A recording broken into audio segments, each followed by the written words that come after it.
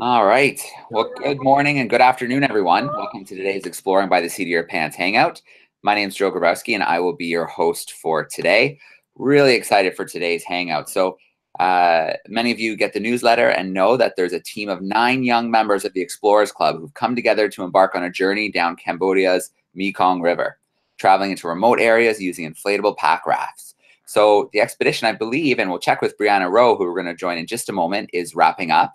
But we're right now at a really cool site called Angkor Wat. It's an ancient site. It's absolutely beautiful if you haven't seen any pictures on YouTube before. But we're going to meet some of the team. We've got Brianna on camera right now. They're going to tell us a little bit about their expedition and their journey so far. And with any luck, it's going to start to get brighter and brighter as the sun rises for us. So Brianna, it's so great to have you joining us live today. Thanks so much, Joe. It's great to be here, and thanks everybody for tuning in today. So as you can tell, it is pitch black outside. It is 5:30 in the morning here in Cambodia in a town called Siem Reap, which is formerly Angkor. And this Siem Reap is known for this amazing temple complex. It's the most important religious site in the entire world, is right here in Angkor Wat. And so hopefully within the next sort of half an hour, we're going to be able to get some light and see the sunrise over the biggest one of the temples, which is called Angkor Wat. You've probably heard of it. Meanwhile, but before we get there, I want to introduce some members of the expedition team, and we'll also probably do a tour of an ancient library that's sitting behind me right now. So as Joe mentioned, we are members of the Explorers Club, which is a group in New York City that is a group of collective people, scientists, researchers, adventurers, filmmakers, extreme sports people, and they all get together and come up with ideas for expeditions. And about 10 months ago, our team got together and said, let's do an expedition down the Mekong River. And so we all met at the Explorers Club in New York City, and we decided to plan this major expedition down the Mekong River. And so I'm going to introduce some different members of our team, and different people have done different things on the expedition, different research objectives. And then we also have a team leader who's from Oregon, who planned the whole expedition and made sure that we were safe. So I'm going to go ahead and introduce each person, and they can talk a little bit about what their job is on the expedition. So I'm going to start with Garrett, and Garrett Cooper is our expedition leader. So do you want to come in here, Garrett? Hi, everyone. Glad to be here, and I'm really glad that Riddle could call in. It's my old school, so glad that you guys were able to make it in. So as Brianna said, I organized this expedition. We have a really great team, and we spent several days on the Mekong paddling inflatable rafts and one packable canoe down the Mekong, and we had various research objectives, microplastics, some ethnographic stuff, and we were able to get all of that done on our way down, stopping in villages, camping out along the way. Just a really good time. There's a lot of bugs here in these lights right now. Yeah, do you guys see all the bugs? There's a lot of bugs coming towards us. Yeah. But we're pretty used to it after a few nights on the Mekong River. So can you tell us a little bit how you got into expeditionary work? Yeah, it's kind of always been a thing that I've been interested in. Since living in Riddle, I would just kind of go up into the hills and go camping. That's where it all started. Then after the Army, I got my degree in expeditionary studies from Plattsburgh State University up in upstate New York. And then I just started running expeditions since then, starting with like a motorcycle trip through South America, where I rode down to the southern tip of South America. It took me about 7 months. And I've been coming to Cambodia since 2012.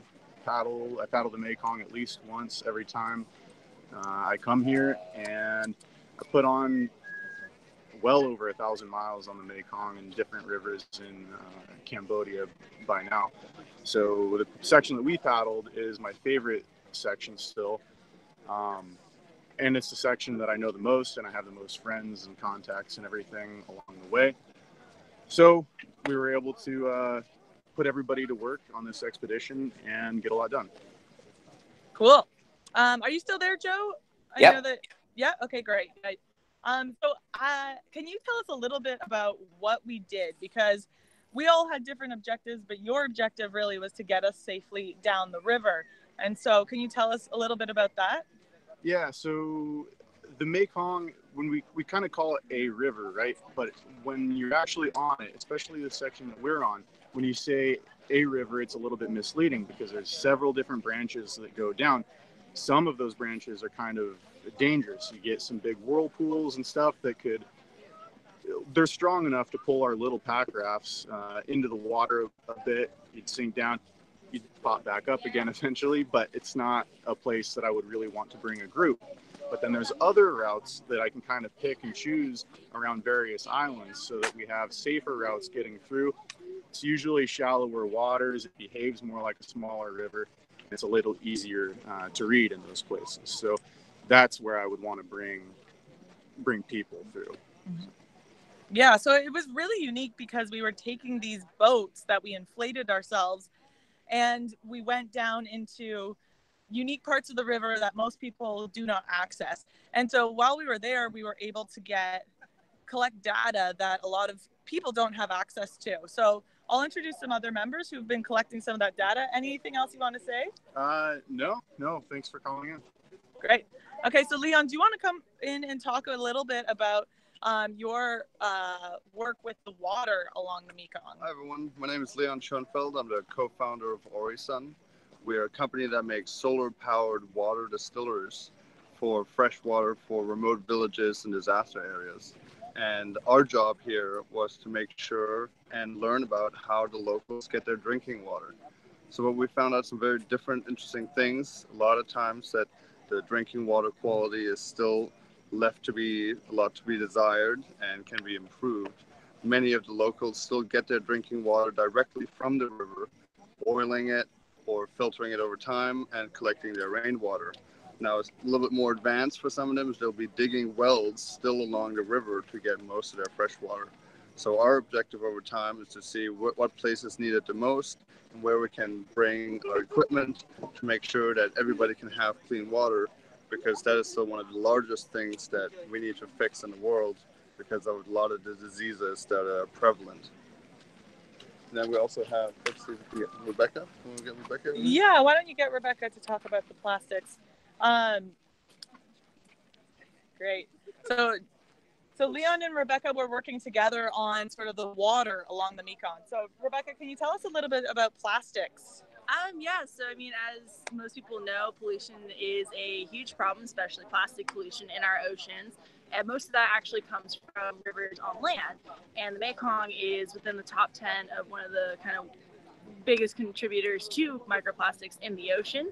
And so while we were going down, we were just collecting water samples as we go, and turning that through kind of a beaker with some filter paper to see if we can capture any of those microplastics along. We saw a lot of macroplastics, so plastic food bags, water bottles, Coke bottles, stuff like that. But we want to see how much of that has broken down within the river and is now flowing towards the ocean.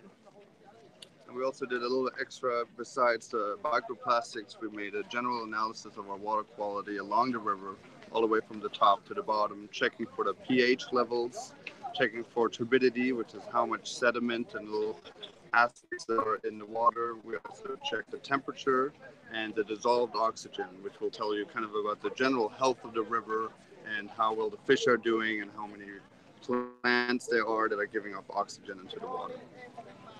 Great. So Leon, your research was really helping you with your company to build this, to build a product that can make water cleaner. Yes. And Rebecca, can you tell us what's going to happen with your research? So I'm going to take our filter paper, plastics on it, back to Florida.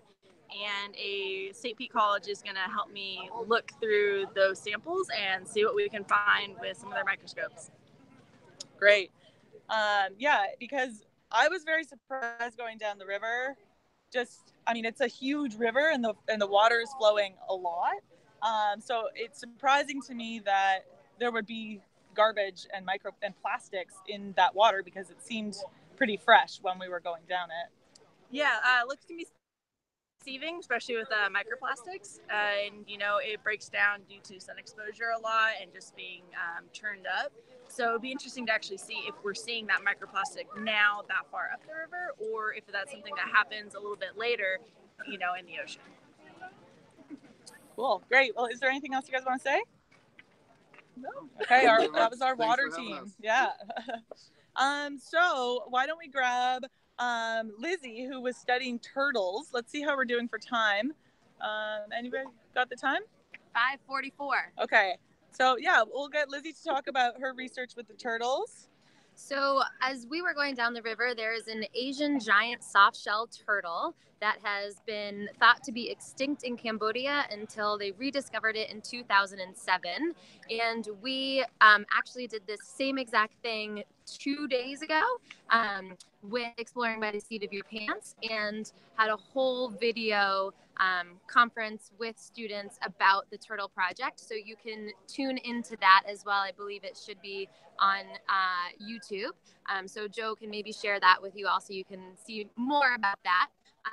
This is a quick picture for you of Brianna here, who's next to me. And this is her taking pictures of the turtles when we were at an education center. So the turtle is about 2 meters in diameter, and it is very large. It has a soft outer shell.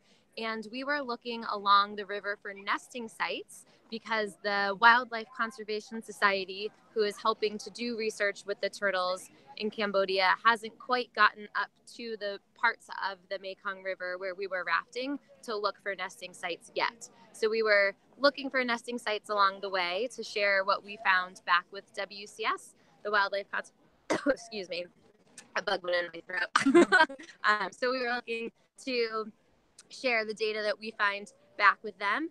And then in the villages that we stopped off at, we were also doing education around the turtles and seeing if the villagers have seen the turtle, when they last saw the turtles, and finding out what they do with the turtles. Do they help keep them alive in the water, or do they eat them, or do they hunt them and sell them for money? So we found kind of a mixture of that, and the Wildlife Conservation Society is working really hard to educate the locals and employ local rangers who used to be fishermen to now have them protect the turtles. And the numbers of the turtles that they have found since 2007 have gone up, which is excellent. So their local community conservation work is doing a really good job, and it's really exciting for the turtles. We also got to see some baby turtles that they had in the education center, which was wonderful. And you can see them live on the other Exploring by the Seat of Your Pants webcast. Great. Yeah, it was pretty cool to be able to see those turtles. They get really huge. Yes. And I think the most exciting thing for me was when you found what you thought was a nest along the river. And do you want to talk a little bit about that? Yeah, so we were looking along the river. As you're paddling down the river, you can imagine there's a big wide river. You're trying to stay in line with everyone, as well as look along the banks to see evidence of turtles. So the evidence might be just a track in the sand. It might be a hole where the nest is. It might be a hole that has been dug out where someone has gone in to collect some turtle eggs. So we saw what we thought might be a potential turtle nest, and we paddled over to the side of it, and we got out of the pack rafts to check it out. One of the ways that you can test if there are turtle eggs in a nest or not is to take a stick and use the stick and poke the bug's still in my throat and poke it down into the sand to look for air pockets. So if you have any sand near where you live, a beach or some dirt even, you could try that at home also, and just go and poke into some dirt and see how it feels. And then if you want to do a real experiment with it, you could dig a hole into the dirt and then cover it back up, maybe put a tennis ball or a golf ball in there, cover it all back up, and then do the same thing again where you poke with your stick, just a nice thin stick, down into the dirt, and see how that changes. See if you can feel a difference between the first time when it was just hard dirt or sand, and then the second time when you dug it up, buried a ball or two, and then covered it again. And then you'll be doing what we were doing along the river. Yeah, it was very cool to see it. Okay, thanks, Lizzie. Yeah. Okay, so I think we'll do one more quick. Sydney, do you want to come quick? Brianna, just while you're grabbing somebody else, I should probably just check in with Mr. Hobson's class. Okay, great. Joining us in Oregon, some high school students. So they don't have a mic and camera, but they're able to hear and see us and send me some questions. So I know Mr. Hobson's day ends in about 10 minutes. So if you have any questions you would like to send in to Brianna and her team, send those to me and I'll make sure we ask those questions. Yeah. Okay, so real quick, Sydney will talk a little bit about paddling. My question, Sydney is the safety paddler on our trip, and she stayed at the back to make sure everyone got through the rapids and everything. So Sydney, real quick, what was the most sort of nervous that you felt paddling down the river? I guess the most nervous was when our interpreter fell into the water as a result of the raft will inflate if it's hotter and deflate when it gets a little bit colder. And he actually did fall out of his raft. So I got to do my job and fish him out, so to speak, but also coach him through that process. And that was really interesting, given that there was a language barrier. So it's amazing how much you can communicate without words, even in a stressful environment like rapids. Yeah, you did a great job. Sydney had a lot of tricks for how to paddle, so you can learn a lot about paddling and how to do it right. Okay, so how about we go over to the ancient library now and see if we can shine some lights on it. And so give me a minute, guys, while we walk over there. Sure. As you make your way over, Brianna, Mr. Hobson's class is wondering about other animals you encountered besides the turtles. Yeah, that's a great question. I think so we saw a lot of cows and water buffalo and dogs and chickens and pigs, because that's how a lot of people live, is they raise pasture or they farm. So we saw a ton of water buffalo, and we learned that a water buffalo here is about $1,000 to buy one. But the most exciting animal that for me was the Irrawaddy dolphin. And the Irrawaddy dolphin is a very, very endangered species. There's about 100 left in the entire world. And they're incredibly, they're hard to spot, but we were able to see them. And you guys should Google them and see if there's a picture of them, and there's not a whole lot of pictures of them, but they're kind of dolphin. And that was so exciting to see in the town called Croce. Brianna, I'm going to share my screen. I've got a picture of the dolphins up. Oh, you do? Great. I'm going to share my screen really quick, boys and girls, so you can see what the dolphins look like that she's talking about. Okay, so are we at this site? Can you show it? Can you spin the camera? All right, so here's a picture of the dolphins, boys and girls. See, they're pretty cool looking dolphins. And right now, all right, so let's come back from that screen share. Yeah. Right now, unfortunately, there's not enough dolphins for them to really survive. So there's a lot of conservation efforts, but people are a bit nervous about the survival of the species. So I thought I was really lucky to be able to see them as we were down the river. Okay, we're at the temple now. Let's see, I'm gonna flip my screen around. Okay, guys, do you guys want to stand behind me and shine the light on this temple or on this library? So this is an ancient library. Let's see. Do you guys see it? Yep.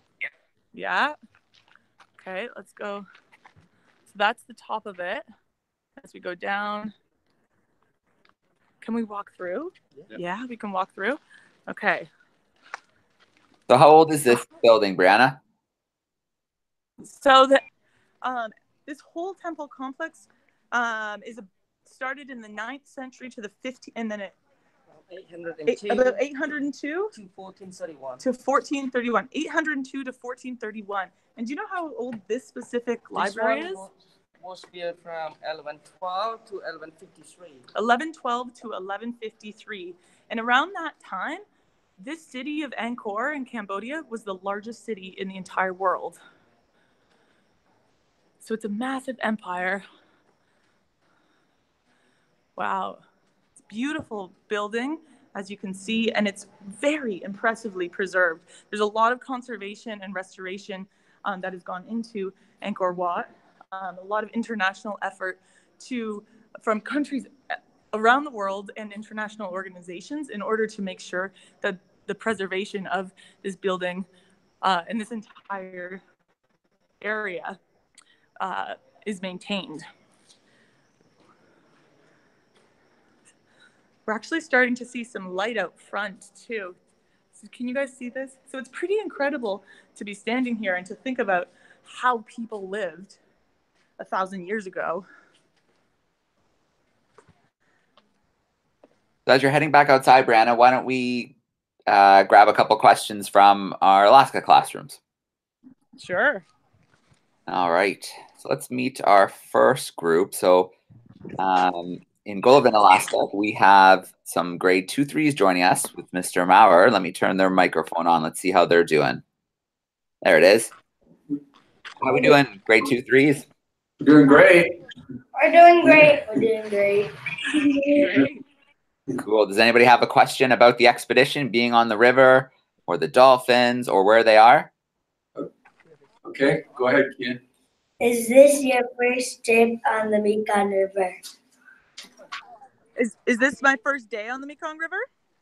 First trip. No, Your first trip. on the Mekong River. Yes, it's my first trip on the Mekong River. It's my first time in Cambodia.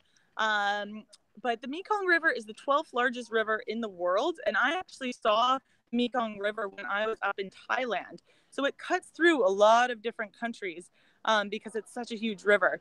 But Garrett here has been on the Mekong how many times? I've paddled it maybe 7 times in that stretch of on that stretch of the Mekong. And another fun fact about the Irrawaddy Dolphin on the Mekong is the route that we paddled is actually the entire habitat that that dolphin has. Yeah, wow.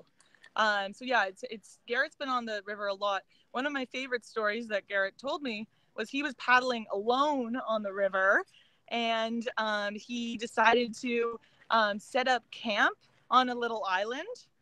And you recognize across from the island there was a village there, right? So can you tell us what happened? Yeah, I was trying to make some good contacts in that village, so I decided to camp on that island where everybody could just sort of see me. And I went into the village, bought some drinks and some food, and then went back out and camped. So all the rest of the evening, everybody kind of lined up along the riverbank and just sort of looked at me. So then the next time I came back, they recognized me, and then they all just sort of welcomed me into their homes, and they cooked for me and gave me a place to sleep. And then they welcomed this team into the village as well. Yeah, so we got to meet the small village that lives along the Mekong, where Garrett camped across from them a few years ago. So any other questions? So we'll just steal one more from our class in Oregon. I know they're going to have to jump off soon, and they're wondering about the length of the expedition from start to finish. So Garrett, do you want to tell us the length of the expedition from start to finish? So the total length of the river that we actually explored is about 200 kilometers. The amount of actual paddling that we did, because a part of it was done by a motorboat, we did about 130 kilometers.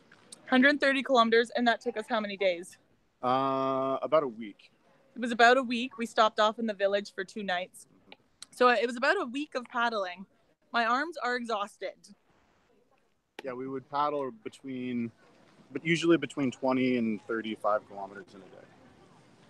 All right, we've got some students joining us in Anchorage, Alaska with Mrs. Carton. Let me turn their microphone on. How are we doing in Anchorage? Well, we've got some great questions. I'm gonna let Bailey do this one first because it has to do with the expedition. She wants to know some things about your rafts. Go ahead. How big and how long were and what color were your rafts? And they want to know how long a day, like how many hours of the day were you on a raft? Oh, good question. So we would wake up once the sun rose. So and then we would sort of set up camp, have breakfast, and by 7 or right and the rafts are how big? They're 6 feet? Yeah, there's just some different rafts, usually between 6 feet would be the short end, and then maybe 10 feet for the larger rafts that we have. But each raft holds one person. So we each had our own raft. We brought all of our belongings in a waterproof bag, and we tied our waterproof bags to the rafts. And then we would sit in the back of the raft, and our bags would go in the front, and we would start paddling at 7 a.m., and we would keep going. And Garrett was in charge of stopping the group whenever people felt tired or whenever we needed a lunch break or to go to the bathroom. And that would be every 3 hours or so we would stop. Maybe it was less between than an that. hour and a half, 2 hours, sometimes more, sometimes less, depending on where we are for how our distances for the day. You know, there were a couple of times where we maybe had to push a little bit further than we would have wanted to, but we had to get to a place where we could camp before sunset. Mm-hmm. And so we would go until about sunset.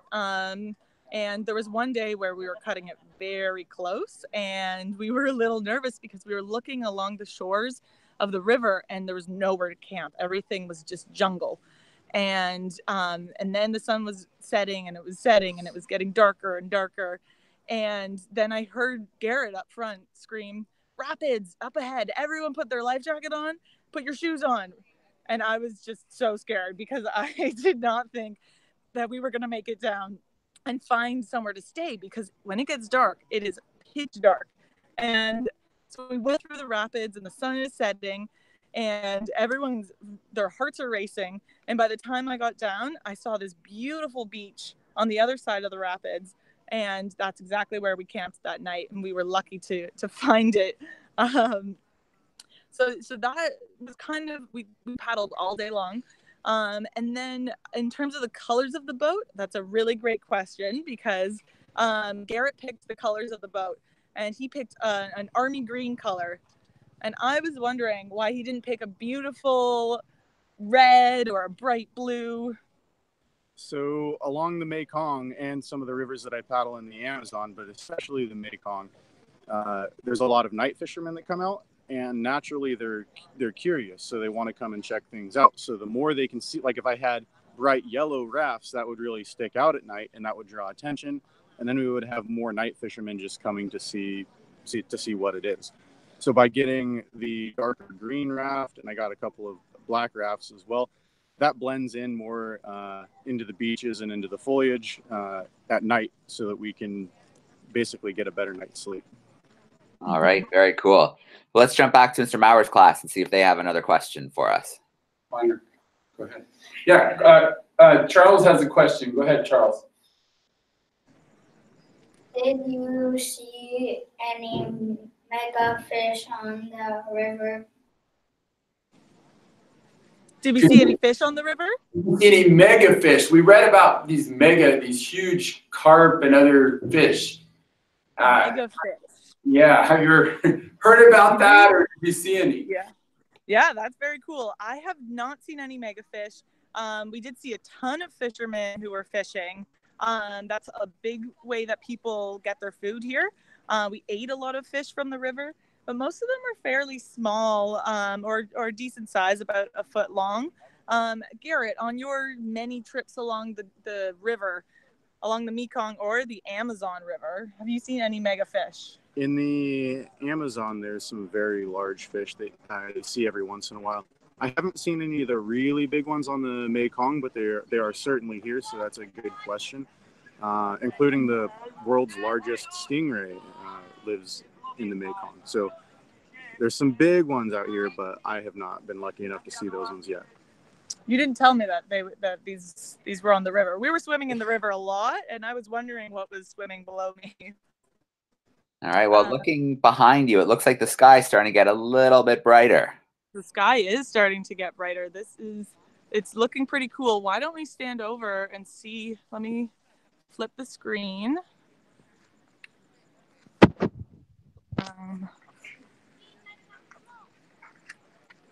Yeah, there's some nice colors starting. Yeah. What time do we have? Have we lost a couple? Our Oregon class had to sign off. They wrapped their day at 3.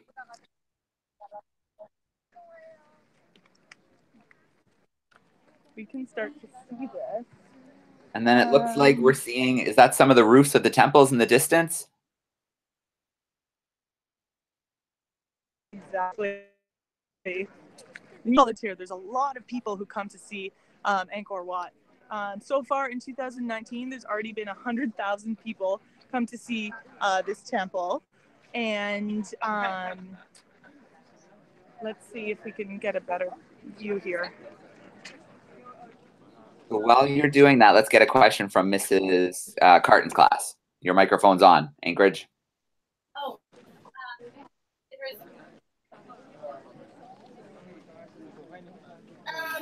I was wondering if you were to put all the plastic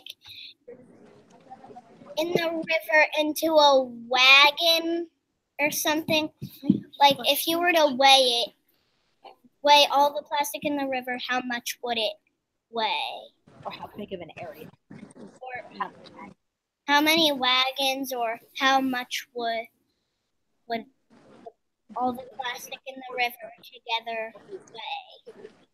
Yeah, that's a great question. Well, I'm just going to find our microplastics researcher right now. She works at Disney, and she's a scientist there. And so she would be able to answer that question.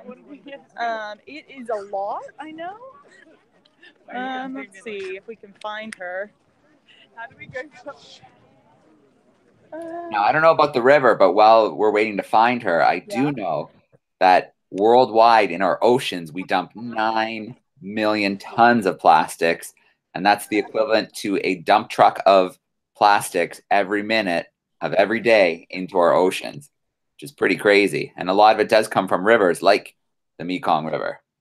Yeah, the Mekong River is one of the top 10 rivers that is dumping plastic into microplastics into the ocean. The thing with microplastics is that they're micro, and so you don't really see them all the time. Okay, I think we found her over here. Looks like you have lots of other people joining you today too. We do. Let's see here. Oh, it's just starting to get light out now. Let's see. So Rebecca, we have a question about microplastics. And Gary, do you have a light? Let's see. So the question is, if we were to collect all the microplastics and plastics from the Mekong River, how much would we be getting? A lot. I'm not 100% sure on the numbers on that, but there's definitely a sizable amount that we could collect there, as far as, you know, big plastic trash that we could get. And can you tell us a little bit of what did you do to measure the amount of plastic? So my project specifically, we were looking, you know, at microplastics. So our samples are very small and very kind of snapshot. And that's just to give us kind of an idea of like what's there. If we find that, you know, there's next to no microplastics within our sample, that doesn't mean it's not there. It just means that we didn't collect it because, you know, obviously on this trip we saw plenty of people, you know, with just kind of their version of a dump kind of right on the river's edge. So we know it's getting in the river. We just don't know how much of it is breaking down at the river point and not, you know, in the ocean. Yeah. So Rebecca's going to, she took some samples, and that will be able to measure, you can take that data and measure what you think, you can sort of extrapolate it into into knowing how much is actually in the river.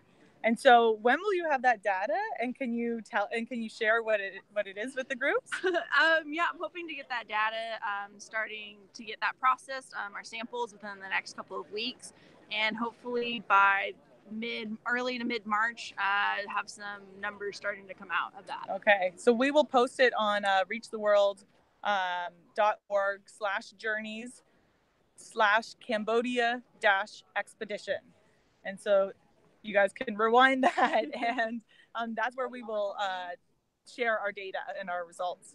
I can share that link with them as well, and the link to the hangout we did with the soft-shell turtles, which was tremendous. So I think classrooms Great. should definitely check that one out. Great. So I definitely see it's getting lighter. Maybe if we could take another look at the view you're getting right now, and maybe we'll visit each classroom once more for a question.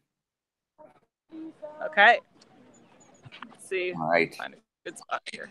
Let's swing back to Mr. Moore's group. Your microphone is on.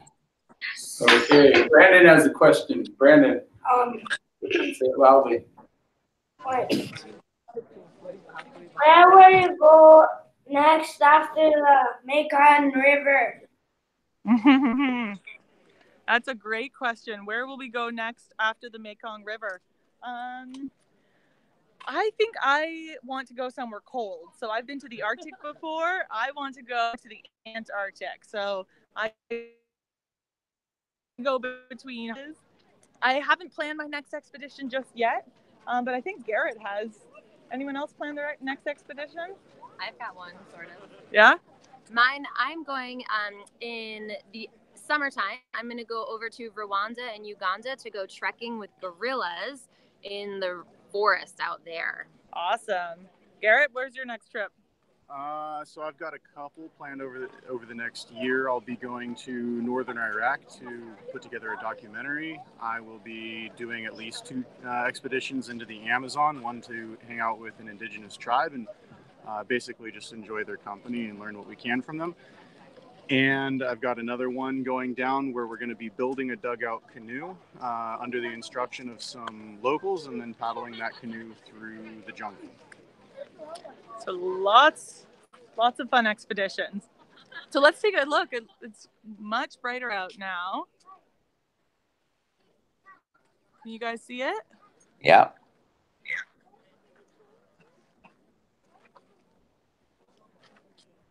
So this is Angkor Wat. Tons of people check out sunrise. Let's visit Mrs. Carton's class one more time. All right, come on up, Darby. Is there any ink in the lake? In the river? Any ink? I think you were going to ask. I thought you were asking a question about what time of day they saw it. You wanted to know what time of day they saw the turtles, right? And how big they were. What time of day we saw the turtles? Do you want to ask about the turtles? What time of day did you see the turtles? Like, are they out at night or out in the morning? Are they out at night or the morning? Yeah. Lizzie, do you want to answer that? Yeah, that's a great question. These turtles spend 95% of their life buried underneath the sand. So we did not see any of the big turtles in the wild. We only saw them in the education center. And we saw turtles that were about 1 month old and 8 months old. But the turtles, they normally come out at night if they do come out. So the rangers that go and look for the turtles, they might go out at night. There's a lot of fishermen that are out at night. And along the Mekong, the turtles are out at night, but anything from being so tired paddling down the river. Yeah, they're very hard to find. Well, it looks like you're getting treated to a beautiful sunrise this morning. Yes, here I'll flip the screen here for you guys. So this is the final stop on our expedition. You kind of can't go to Cambodia without seeing Angkor Wat.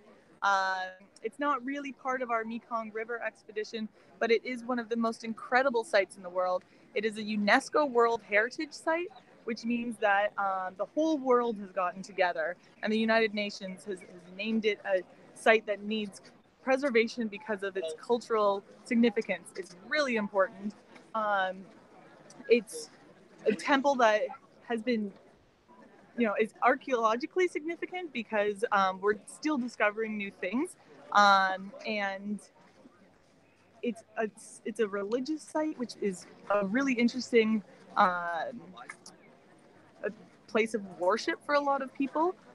So even today, there's people, I think, living still in Angkor. There's 130,000 still living here as a site of worship.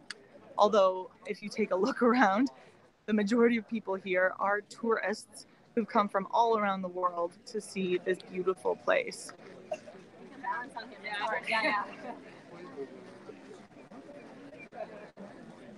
All right. Well, Dan and team, I think we're getting to a point where we should probably let the classrooms continue with your day, and we should give you guys a little bit of time just to take in what you're seeing and absorb it all.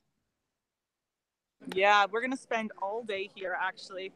You can spend weeks here because there's more than just this one temple. There's an entire complex of temples behind me, and so we're going to go explore this throughout the entire day. And we're so excited that you guys were able to join us and you were able to see it. Well, listen, take lots of pictures and video for us today. And if you're able to share some with us that I can share with the classrooms, I'm sure they'd love to see more of the site. Yeah. So I'll post everything on that journey page. If you want to share the link with them, Joe, that would be great. I can do that. I'll be posting over the next few weeks, and we'll get our data up there as well.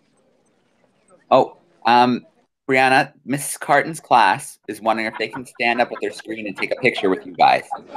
Yes, definitely. Should we get some more people in the shot too? Sure. Mrs. Carton's class, get ready for your picture.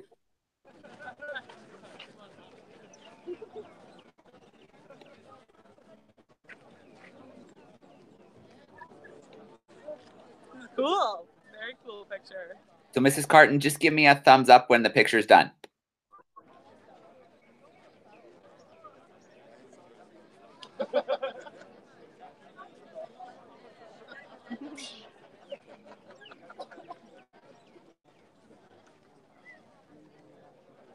Sorry, Lizzie. I'm trying to not cut Lizzie out here. All right, they got the shot. They got it. Great. All right. Great. Well, the last thing I'll do is I'll turn the microphone on and let the classroom say goodbye and thank you. But thanks so much for sharing with us on this journey, and safe travels home. Yeah. Thanks, all right, boys guys. and girls, microphones are on. Why don't you say goodbye to the team?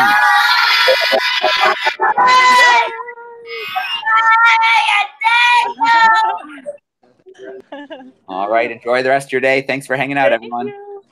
Bye, guys. Thanks for tuning in. Bye.